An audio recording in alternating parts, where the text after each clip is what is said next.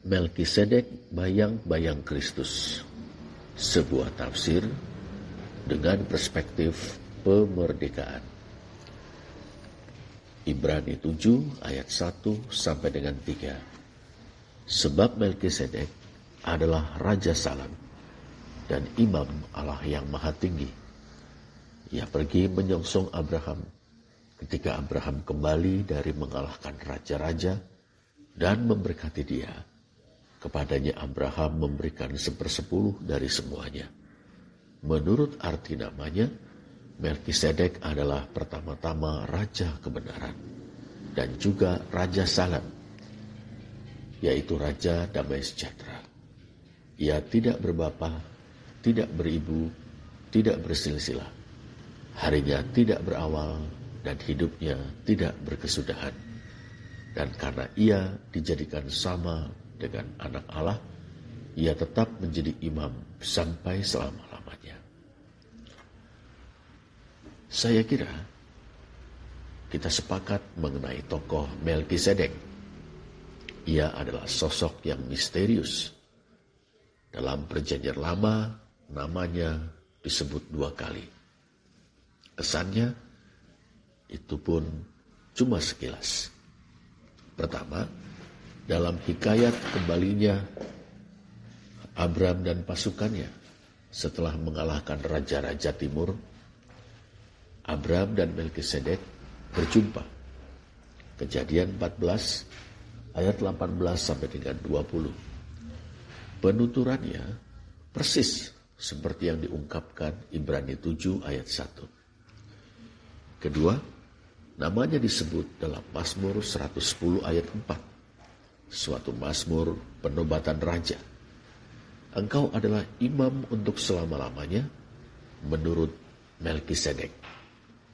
Itu saja, tanpa penjelasan lebih lanjut. Di luar kedua pasase itu, Perjanjian Lama bungkam. Meski tidak mustahil, nama itu pernah mewarnai satu dari sekian banyak tradisi penghayatan iman Israel kuno. Menelusuri Perjanjian Baru, nama Melkisedek juga nyaris tidak disinggung sama sekali. Kita seolah kehilangan Melkisedek. Ketika kita membaca surat Ibrani, barulah kita berjumpa kembali dengan Melkisedek. Perjumpaan ini pun tidak menyingkapkan misteri Melkisedek. Bahkan kelihatannya Melkisedek menjadi semakin misterius. Pasalnya, Melkisedek dikaitkan dengan Yesus Kristus Tuhan kita. Yesus dikatakan sebagai imam besar yang ditetapkan Allah menurut peraturan Melkisedek. Kata ten taksin Melkisedek. Ibrani 5 ayat 6, 6 ayat 20, dan 7 ayat 11. Kok begitu? Apa maksudnya? Mungkin kita bertanya. Begini, keimaman Yesus tidak didasarkan pada imamat Harun yang berasal dari suku Lewi itu. Bila didasarkan pada imamat Harun atau imamat Lewi, keimaman Yesus gugur. Sebab imamat Lewi menetapkan pewarisan jabatan melalui keturunan. Padahal Yesus bukan keturunan Lewi. Yesus berasal dari suku Yehuda. Ibrani 7 ayat 14. Karena itu, keimaman Yesus perlu dipikirkan dari imamat lain yang tidak berdasarkan keturunan. Penulis surat Ibrani menghubungkan keimaman Yesus Kristus dengan imamat Melkisedek yang sama sekali tidak berbicara apa-apa tentang pewarisan keimaman melalui keturunan. Dalam pada itu, imamat Lewi yang mewariskan jabatan imam melalui keturunan, mengandaikan kefanaan atau immortalitas para pengemban jabatan imam. Setiap imam dalam imamat Lewi terbatas masa hidupnya. Padahal dalam keyakinan penulis surat Ibrani, demikian juga komunitas-komunitas iman Kristen perdana, Yesus Kristus Paskah atau setelah kebangkitannya hidup untuk selamanya. Ia tetap sama baik kemarin maupun hari ini dan sampai selama-lamanya. Ibrani 13 ayat 8. Sekali lagi, penulis surat Ibrani menengok imamat Melkisedek yang tidak berbicara secara eksplisit maupun implisit tentang kefanaan si pengemban jabatan imam. Pendeknya, keimaman Yesus Kristus sah, bahkan melampaui keimaman siapapun yang berada dalam imamat Lewi. Itulah kiranya yang dimaksud oleh penulis surat Ibrani. Kendati demikian, toh Melkisedek tetap misterius. Apalagi Ibrani 7 ayat 1 sampai dengan 3 melukiskan Melkisedek sedemikian rupa dalam kesejajaran dengan Kristus. Lihat saja. Penulis menyebut Melkisedek Basileus Digayusunes, Raja Kebenaran atau Raja Keadilan. Basileus Irenes, Raja Damai Sejahtera. Apator Ametor, tidak berbapa, tidak beribu. Agenealogetos, tidak bersilisila. Bete Arken Hemeron Bete Zoes Telos Ekon, harinya tidak berawal, hidupnya tidak berakhir. Rasa-rasanya tidak mengherankan bila ada orang yang berpendapat bahwa Melkisedek merupakan teofani atau penampakan ilahi Kristus dalam Perjanjian Lama. Tapi masalahnya, penuturan tentang Melkisedek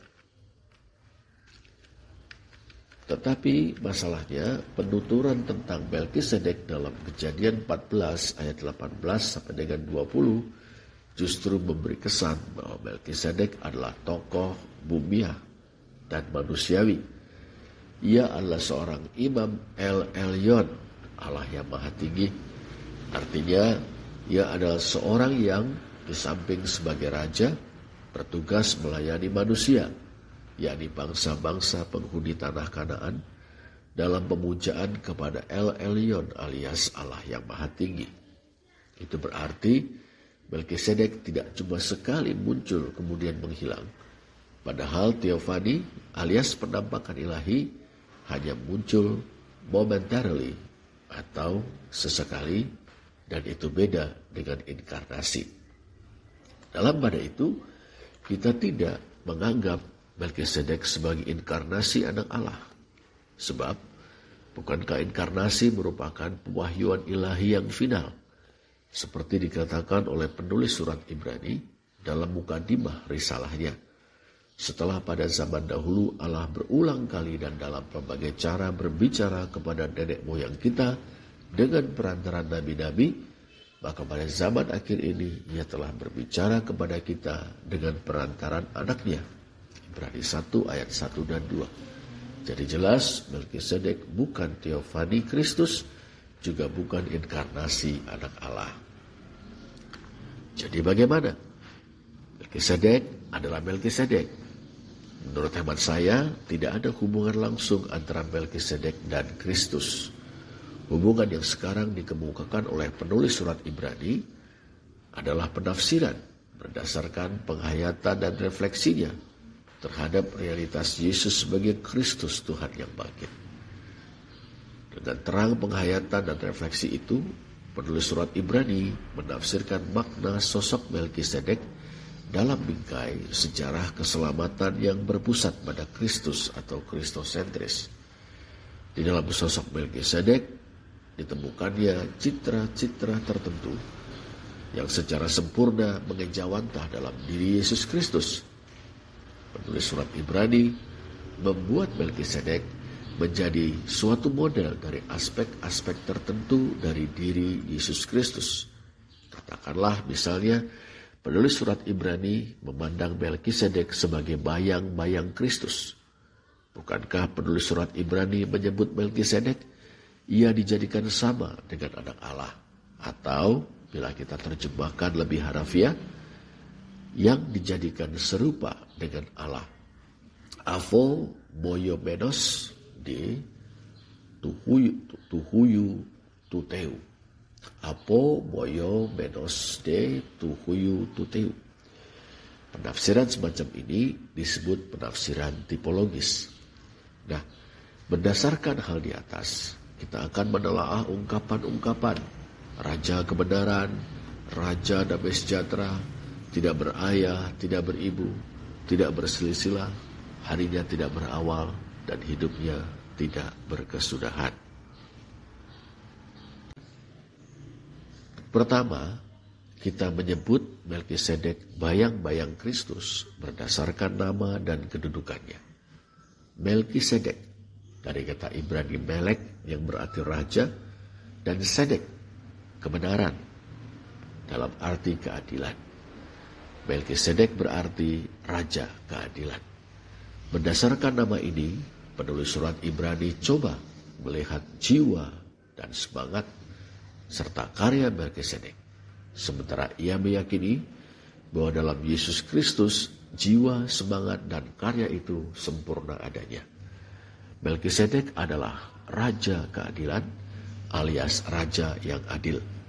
Artinya, di dalam diri Melkisedek, jiwa dan semangat yang dipenuhi dengan keadilan menyatu dengan karyanya untuk membuat hal itu menjadi kenyataan. Selanjutnya penulis surat Ibrani menafsirkan kedudukan Melkisedek. Raja keadilan alias raja yang adil itu ternyata juga Raja Salem, Basileus Salem. Tidak muskil, Salem merupakan nama kuno dari kota Yerusalem.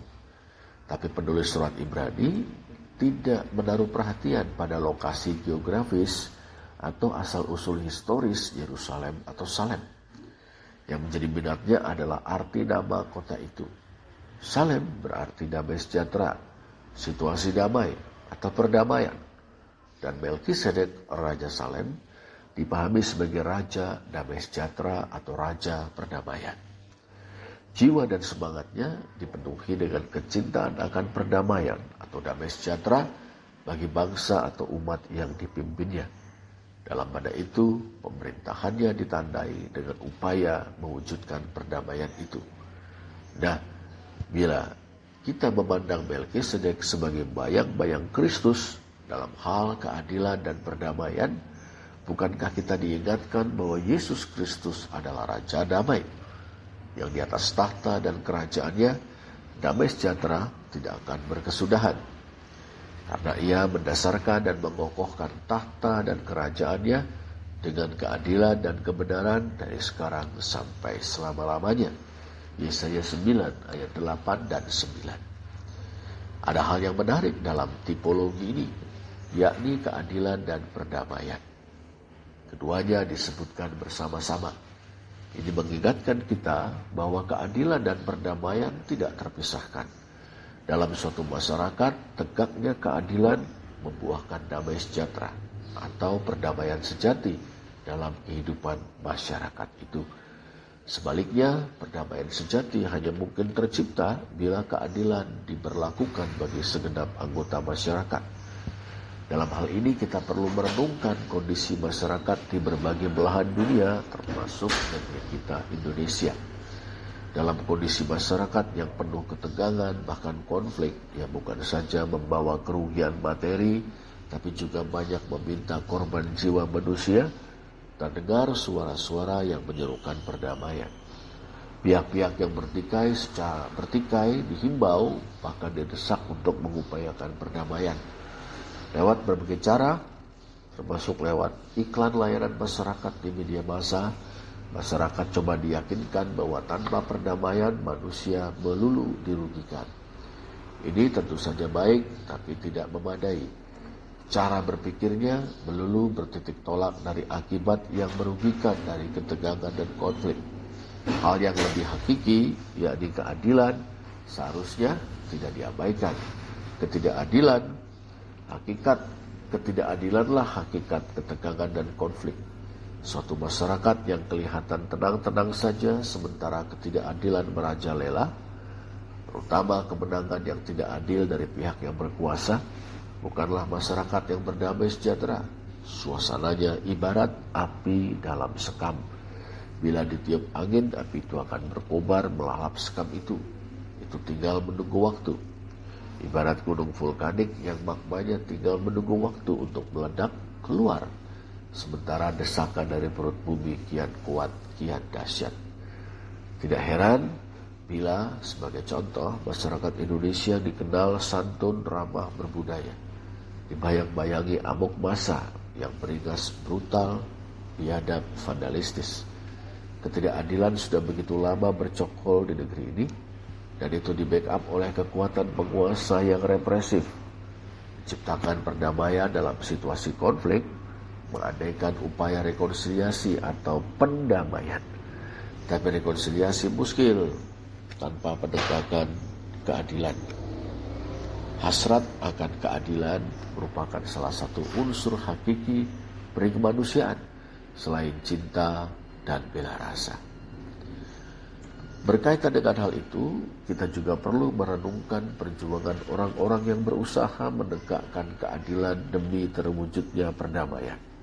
Tidak sedikit di antara mereka mati demi perjuangan yang luhur itu, seperti halnya Tuhan kita Yesus Kristus. Kita juga dapat menyebut Pastor John Bosco di Brasil, Pastor Camilo Torres di Kolombia, Pastor Rutilo Grande dan Uskup Agung Oscar Andulfo Romero di El Salvador. Semuanya martir demi keadilan dan perdamaian. Agaknya tidak berlebihan bila orang-orang ini, selain Melkisedek, juga disebut sebagai bayang-bayang Kristus dalam hal perjuangan keadilan dan perdamaian. Masih banyak lagi, bahkan pada masa kita sekarang ini. Panggilan Kristen menyerukan supaya kita tidak menjauhkan mereka dari kita atau menjauhkan diri kita dari mereka. Orang-orang Kristen harus bekerja sama dengan setiap orang yang berkehendak baik demi tegaknya keadilan dan terwujudnya perdamaian. Yang kedua, saudara, Melkisedek disebut atau kita sebut bayang-bayang Kristus berdasarkan asal-usul keluarganya. Kata penulis surat Ibrani, Melkisedek tidak berayah, tidak beribu, ia tidak bersilsilah. Lagi-lagi kita melihat kecerdikan penulis surat Ibrani dalam berargumen. Memang dalam perjanjian lama tidak satu pun terdapat informasi tentang ayah dan ibu, apalagi silsilah Melkisedek. Hal ini kemudian ditafsirkan bahwa ia tidak berayah, tidak beribu, dan tidak bersilsilah. Barangkali persoalan yang cukup serius bagi penulis surat Ibrani adalah mengapa tokoh yang dijadikannya tipologi alias bayang-bayang Kristus ini tidak memiliki silsilah. Jawabannya bisa amat sederhana. Melkisedek cuma tampil sekilas dan tidak memainkan peranan yang amat mencolok. Beda dengan Abraham, Musa, Daud, dan lain-lainnya. Namun dalam rangka berkristologi, keadaan tidak bersilsilahnya Melkisedek menyeratkan jawaban yang sangat menarik. Tidak bersilsilah menunjukkan betapa hinanya seseorang. Bisa jadi anak haram atau orang yang terbuang dari keluarga, singkirkan dari ikatan keluarga, pendeknya ternista, terhina di mata manusia. Dalam pada itu, Allah yang diwartakan dalam Alkitab adalah Allah yang berdiri di pihak orang yang terbuang, yang nista dan terhina. Allah membela mereka, bahkan memuliakan mereka. Sebab bukankah biasanya orang-orang yang hina itu yang berserah kepadanya dengan segenap hati dan percaya. Sebaliknya, orang-orang yang mulia, agung, megah, jaya-wijaya, kerap kali sombong di hadapan Allah, mengklaim bahwa mereka sendirilah yang menentukan hidup mati mereka. Bahkan tidak jarang di antara mereka menindas orang-orang lemah, miskin, tertindas, dan melecehkan kaum yang terhina. Allah menentang mereka. Magnificat alias nyanyian pujian Maria memegahkan sikap Allah yang demikian. Lukas 1 ayat 46 sampai dengan 55. Contoh paling akbar tentang hal ini adalah Yesus dari Nazaret sendiri. Bukankah di sepanjang hidupnya ia kenyang dengan nista, cemooh, bahkan aniaya sampai mati dalam keadaan yang amat terhina? Bagaimana dengan ucapan orang-orang Yahudi, kami tidak dilahirkan dari zina, dalam Yohanes 8 ayat 41? Bukankah itu merupakan sindiran mereka kepada Yesus? Menurut mereka, Yesus lahir dari zina, fitnah, penghinaan, fitnah, dan penistaan. Yang lebih besar lagi menimpa Yesus Kristus. Dalam pada itu Yesus tetap setia melaksanakan kehendak Allah Bapanya, yakni mewartakan sabda gembira kemerdekaan atau Injil sampai mati karena kekerasan yang berskenario, kekerasan yang konspiratif. Dan memang Allah berpihak pada Yesus. Ia membangkitkan Yesus dari kematian. Ia amat meninggikan Yesus dengan menjadikannya Tuhan dan Kristus. Kisah Para Rasul 2 ayat 36. Jadi, Melkisedek adalah bayang-bayang Kristus karena kehinaannya. Kehinaan yang pada gilirannya akan diubah oleh Allah menjadi kemuliaan. Sampai di sini kita perlu merenungkan sosok-sosok selain Melkisedek yang hina dalam pandangan manusia. Hina karena kemiskinan mereka. Kemiskinan yang sebetulnya lebih banyak disebabkan oleh sistem yang tidak adil, dosa-dosa struktural. Atau mereka yang hina-hina karena cacat, penyakitan, kurang, bahkan tidak berpendidikan, sehingga bodoh dan dibodohi, rentan menjadi korban pembunuhan. Atau mereka dianggap sampah masyarakat karena profesi mereka, sementara masyarakat tidak mengutuk orang-orang yang memanfaatkan jasa profesi mereka. Sebutlah perempuan-perempuan yang disebut sebagai pekerja seks komersial, wanita tunasusila, pramu nikmat, dan sederet sebutan yang menyeratkan dihumanisasi oleh masyarakat atas mereka sebagai pribadi-pribadi manusia. Yang lain karena pekerjaan yang dianggap rendah meskipun tidak menyalahi moral, seperti pembantu rumah tangga, asisten rumah tangga, penarik beca, pemulung, pengamen, pedagang asongan, penyemir sepatu. Yang lain lagi orang-orang yang malang karena kejahatan, baik yang mereka lakukan maupun yang memangsa mereka sebagai korban. Orang-orang terpenjara, baik penjara fisik, lembaga pemasyarakatan maupun penjara hidup, seperti keterikatan pada narkoba. Mereka hina di mata masyarakat, tapi mereka bayang-bayang Kristus. Bila mereka datang menghampiri Allah yang berbela rasa, bukankah Ia akan mengangkat mereka?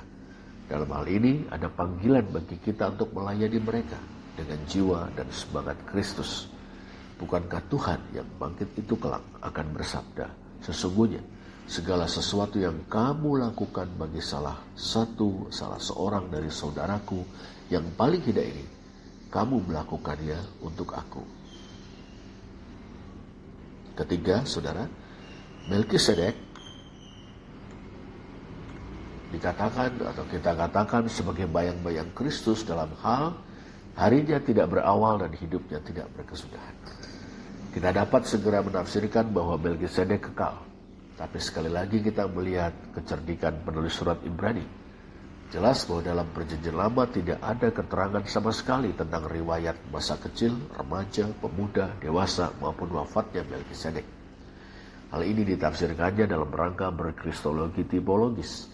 Tidak berawal, tidak berakhir. Nah, bukankah Yesus Kristus tidak berawal, tidak berakhir? Alfa dan Omega. Wahyu 1 ayat 17, 2 ayat 8, 22 ayat 2. Yesus Kristus jelas demikian. Namun hal itu harus direnungkan dalam rangka state of exaltation-nya atau keadaan pemuliaannya, dengan mengaitkannya dengan the state of humiliation-nya atau keadaan perendahannya. Tidak berawal, tidak berkesudahan dapat dipahami dalam kaitannya dengan sejarah. Dalam sejarah peradaban manusia hingga kini, kita tahu bahwa yang dicatat di sana adalah orang-orang terkemuka yang dikenal sebagai subjek-subjek atau pelaku-pelaku sejarah. Sejarah tidak mencatat orang-orang kecil, wong cilik, yang oleh para penguasa sering diperlakukan sebagai objek, bukan sebagai subjek, bukan sebagai pelaku atau penentu sejarah. Peran mereka dalam sejarah peradaban manusia tidak dipandang sebelah mata. Namun, sejarah mereka tidak berawal, tidak berakhir. Sejarah mereka kekal. Sejarah keselamatan atau sejarah suci, Heilsgeschichte. Allah melibatkan orang-orang yang dianggap tidak signifikan dalam sejarah yang ditulis dalam rangka suatu peradaban yang ditandai oleh tampilnya orang-orang besar. Melibatkan mereka untuk mewujudkan rencana penyelamatannya. Melkisedek yang dalam perjanjian lama hanya tampil untuk setor muka, ternyata memiliki makna dalam sejarah keselamatan.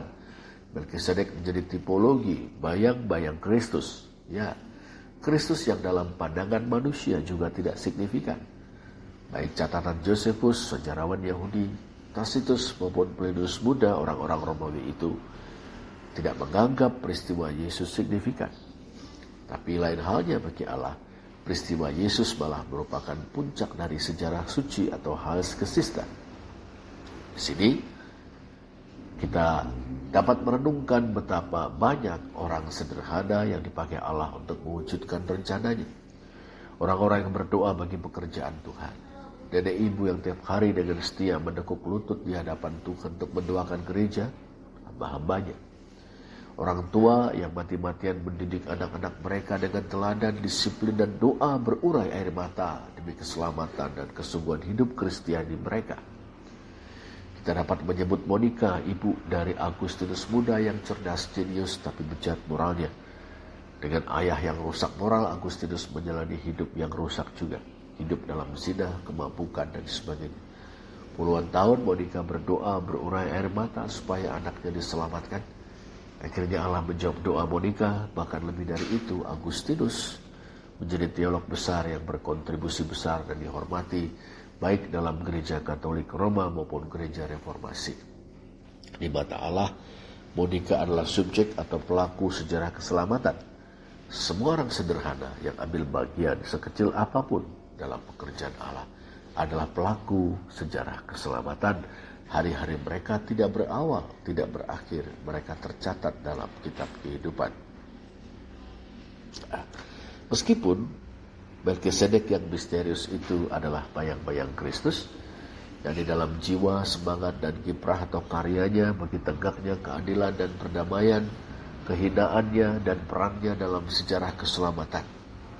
Bila direnungkan lebih lanjut, ternyata ada orang-orang lain di seluruh dunia di sepanjang zaman yang dalam satu dua hal menjadi bayang-bayang Kristus. Sebagai pengikut bahkan pemuja Tuhan Yesus Kristus, kiranya kita juga dapat menjadi bayang-bayang Kristus, atau dalam istilah lain menjadi citra Kristus.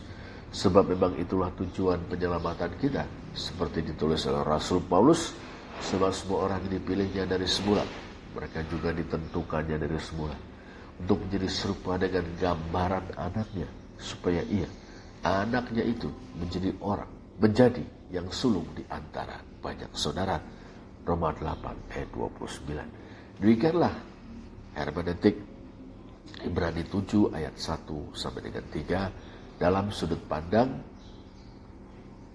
teologis liberatif atau kemerdekaan.